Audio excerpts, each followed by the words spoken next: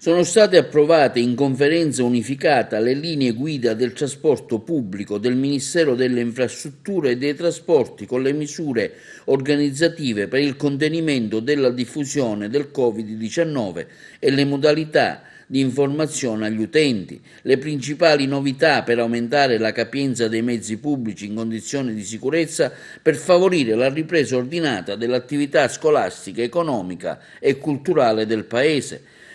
Capienza massima 80% a bordo dei mezzi pubblici del trasporto locale, dei mezzi del trasporto ferroviario regionale, dei scuolabus, del trasporto scolastico dedicato e consentito, in considerazione delle evidenze scientifiche sull'assunto dei tempi di permanenza medi dei passeggeri indicati dai dati disponibili, un coefficiente di riempimento non superiore all'80%, che prevede una maggiore riduzione dei posti in piedi rispetto a quelli seduti. La capacità di riempimento potrà essere portata oltre il limite previsto in casi di percorsi brevi e della durata massima di 15 minuti e nel caso in cui sui mezzi sia garantito un ricambio di aria e un suo filtraggio attraverso idonei strumenti di areazione che siano preventivamente autorizzati dal Comitato Tecnico Scientifico.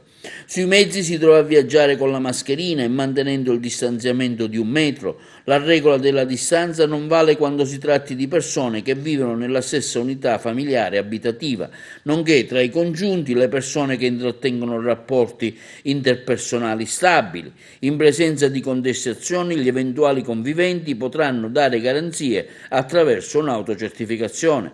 Le linee guida prevedono inoltre la misurazione della febbre a casa degli studenti prima della salita sul mezzo di trasporto scolastico e quindi l'assoluto divieto di far salire sul mezzo dedicato agli alunni in caso di alterazione febbrile o nel caso in cui siano stati in stretto contatto con persone affette da Covid-19 nei 14 giorni precedenti.